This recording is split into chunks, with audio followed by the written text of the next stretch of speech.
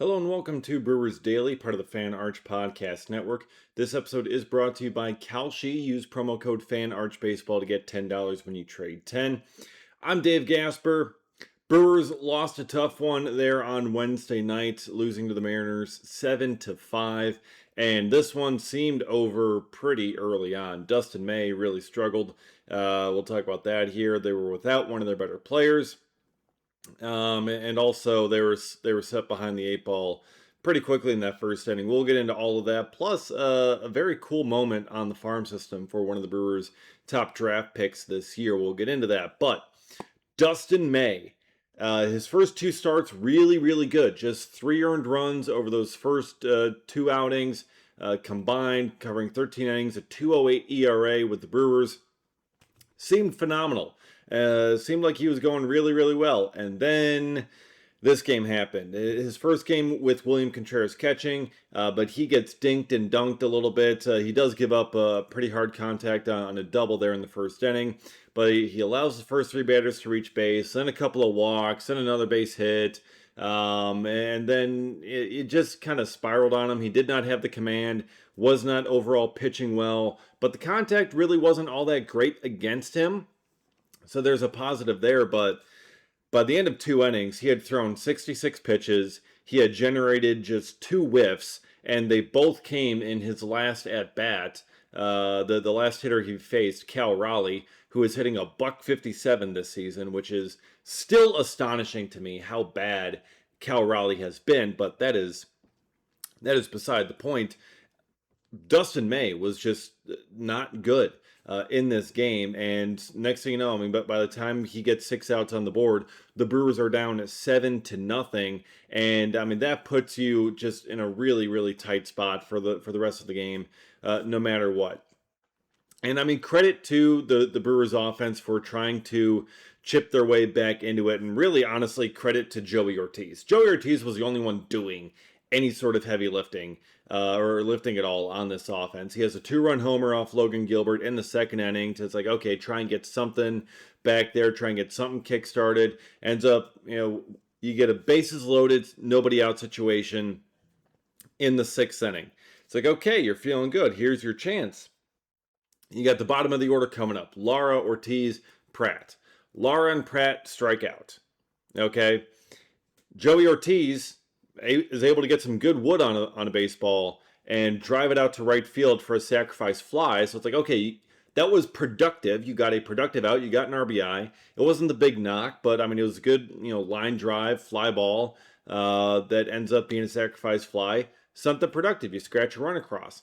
And then you get to the 8th inning, RBI single. Joey Ortiz cracks through. So Joey Ortiz with 4 RBIs on the night, the only 4 RBIs that the Brewers had, even though they ended up with 5 runs, because Cooper Pratt followed Joey Ortiz's RBI single in the 8th inning.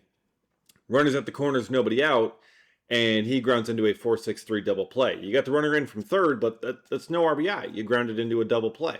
So it was just, that kind of killed the rally there. Pat Murphy talked about it a little bit post-games, like, look, those were not good at-bats. Those were, rookie mistakes, youthful mistakes. I mean, these, him and Lara, 21, although Pratt now 22 years old. Happy belated birthday, Cooper Pratt. But they just weren't quite able to get it done in those big moments to cover for Dustin May, who again struggled here. And this was his first time actually pitching a night game with the Brewers. You look at his splits, like prior to this, day and night games. I mean, he was fantastic during night games and horrible during day games. Then his first 2 starts with the Brewers are day games, and he's fantastic. And his first start with the night game is horrible. So, I don't know. Well, what can you really make of it? But also, his first 2 games with the Brewers, he had Gary Sanchez as his catcher. Then, here in this game on Wednesday, William Contreras was his catcher. And William Contreras, he had a rough one. He had a rough one behind the plate there. Not only with pitch calling on some of these guys, and just how he was having May work against some of these Mariners hitters. It clearly just was not working, the sequencing that they were putting together. But also, William Contreras used both of the Brewers' ABS challenges in the first inning and lost them both by a wide margin.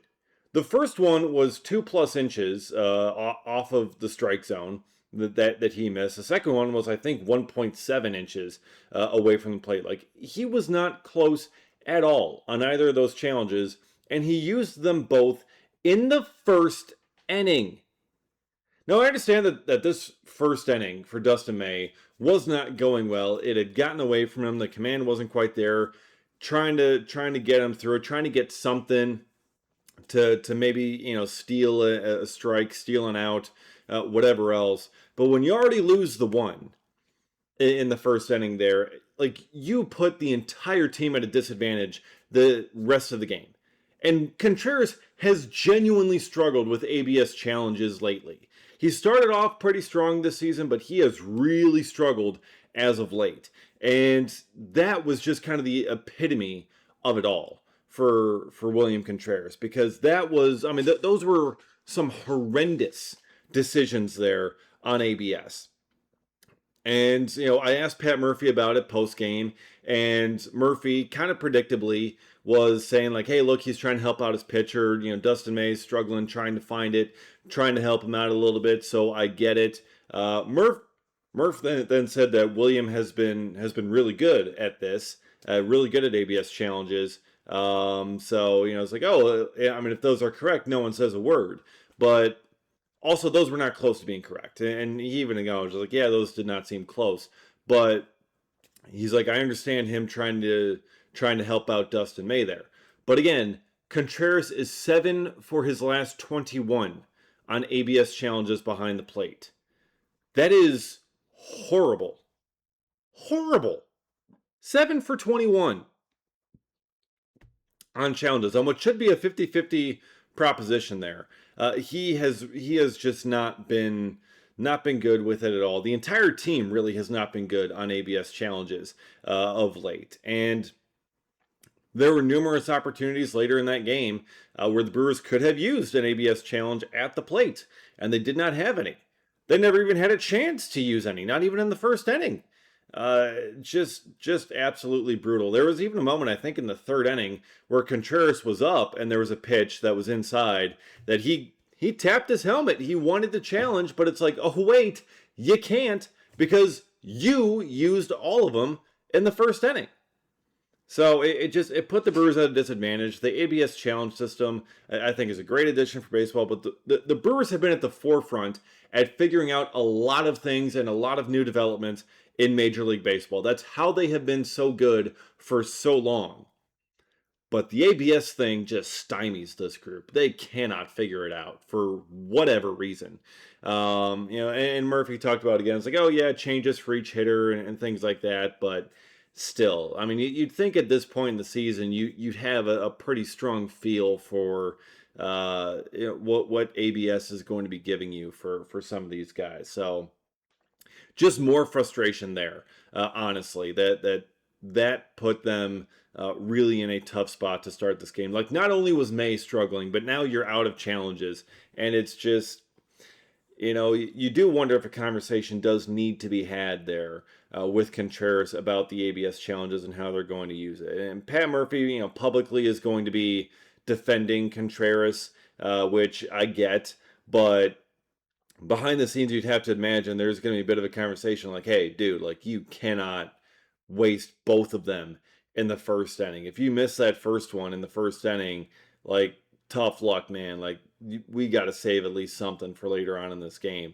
Like, you have to be 100% better at this. So, have not been able to, but we shall see if that can develop here. Because they're certainly going to need it as the season goes on the rest of the way. So, not quite there yet, but maybe one day, eventually. We've been saying that all year, but it still hasn't happened yet. But they really do need Contreras to get better at that. Sanchez has been doing it a ton, and Sanchez has actually been doing it at a much better clip, too, which is wild considering he gets far less playing time. So, it depends on if you're trading on the opportunity for the Brewers to win their challenges. Maybe you could, and maybe you could do that over at Kalshi. where you can use promo code FANARCHBASEBALL to get $10 when you trade 10. And hey, look, I mean, the Brewers were not able to cover in this one, even though we tried, tried to be feeling good coming off that win the last time. But look, there's still a bunch of runs scored in this game, and that has me feeling, heading into this rubber match here for the Brewers, for just kind of the overall run total in this game for this finale. Over 8.5 runs scored. I mean, you had 22 runs scored in the first game. You had 12 runs scored in the second game. So over 8.5 runs scored. I'm feeling pretty good about that. Currently trading at 47% on Kalshi. That means a $100 trade pays out $208 with a win. And that is a nice way to more than double your money on that one. On Kalshi, you're trading against peers in a live market, meaning there's no house. And as the probability changes, you can buy in and out of your position. For a limited time, download the Kalshi app and use promo code FANARCHBASEBALL to get $10 when you trade 10. KALSHI, Kalshi, trade on anything.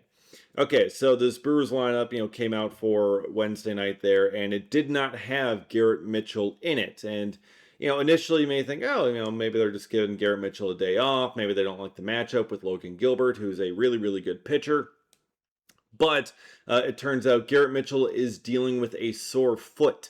According to Pat Murphy, he does not know how or when he injured his foot, but he's been dealing with it there. And, was feeling it a little bit on Tuesday night, heading into Wednesday. And then on Wednesday, started to feel a little bit worse. So they kind of were getting some treatment on it, tried running on it, and they decided not to put him in the lineup. Largely out of precaution. Pat Murphy did say that Mitchell would have been available in case of an emergency situation, but they ultimately did not use him in Wednesday night's game. So that's something to monitor here, because obviously Garrett Mitchell, we know the history he has with injuries. Now, granted, this certainly doesn't seem catastrophic like a lot of his injuries have been before, but still, for him, his recovery timeline, how quickly can he recover when something gets hurt, when something goes sideways there, that is always something difficult to monitor with Garrett Mitchell. So something to keep an eye on here with him having that sore foot. Now, Pat Murphy is hopeful that Mitchell will be back in the lineup today. We shall see. Again, he'll wake up. How does he feel when when he wakes up, when he gets to the ballpark? Can he feel like he can run pretty well? Things like that. Can he put weight on it pretty easily? And if he is, then we'll likely be able to see him in there. But he was held out of Wednesday night's game because of that sore foot, and so hopefully it doesn't turn to anything more major. Doesn't sound like it's anything super major, according to Murphy. It sounds like he could be back in there right away with just one day off. But that is what led Luis Lara to end up getting the start in center field. And we'll see how things end up shaking out here with this outfield. Because, I mean, the Brewers did send down Brandon Lockridge. Cooper Pratt made his return from the injured list as expected. Brandon Lockridge was one who was sent down. And, I think that made some sense to me, just because when Murphy was talking about, the game on Tuesday night, he said Joey Ortiz twisted his ankle at one point. So they had it kind of taped up and they were monitoring that. Joey Ortiz back in the lineup on Wednesday. But still, with Ortiz kind of dealing with that, bringing Pratt back, you figured it would probably be Jonathan Ornelas, but he would have to get designated for assignment. He's without options. Brandon Lockridge has options. You have other guys who can fill in the outfield, like Jake Bowers, Christian Yelich, if need be. So I understand why the Brewers went with Brandon Lockridge getting sent down rather than Ornelas getting sent out with Cooper Pratt coming off the IL.